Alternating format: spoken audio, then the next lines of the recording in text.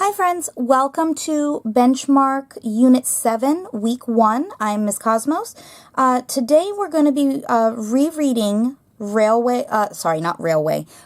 Tycoons, and that can be found on page 4 and 5 of your Benchmark magazine, The Transcontinental Railroad. So all we're going to be doing today is we're going to be reading paragraphs 2 and 3. And we're just going to mark the sequence of events or the chronological order that led to Cornelius Vanderbilt becoming a rail tycoon. And we're going to do that together.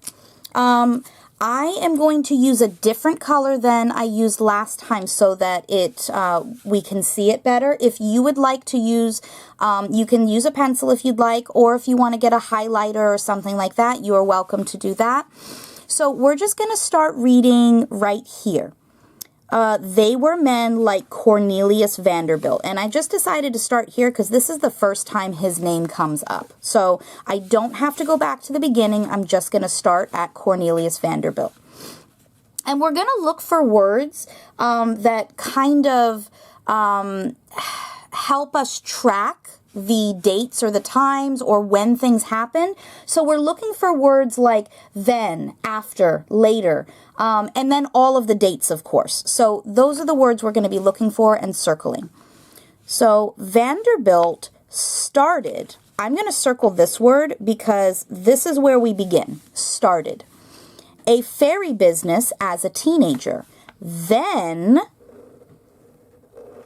he grew wealthy from steamships that carried freight around the world.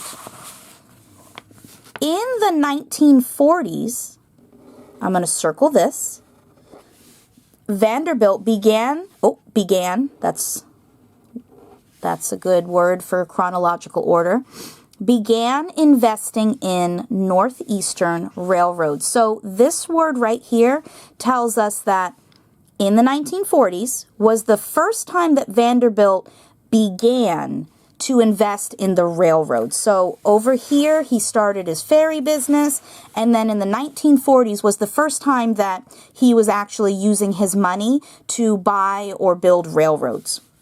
By the 1870s, I'm going to circle that right there, he had become the country's most powerful businessman. He controlled railroads from New York to Chicago.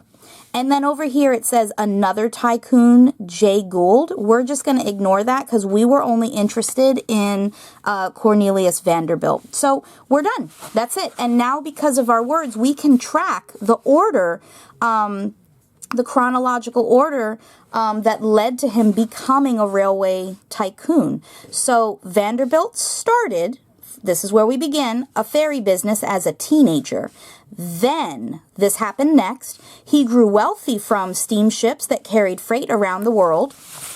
And then in the 1840s, Vanderbilt began to invest in railroads. And then by 1870, so 30 years later, he had become the country's most powerful businessman, and he controlled railroads from New York to Chicago. And that's it. That is our sequence of events. All right. Thank you for joining me. I would like for you to please take a picture to show me that you followed along and you circled our words. Upload it to Canvas for me, and then you're done. All right, thank you for joining me.